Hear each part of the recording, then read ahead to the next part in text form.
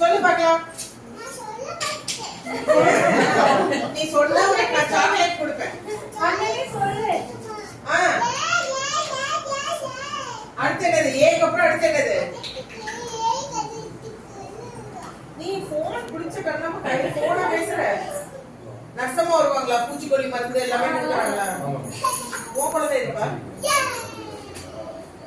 உனக்கு எத்தனை குழந்தை இருக்கு? 2.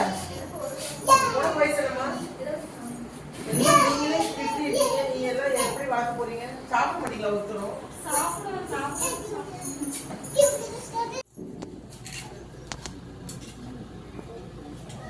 மூடி மூடி மூடி.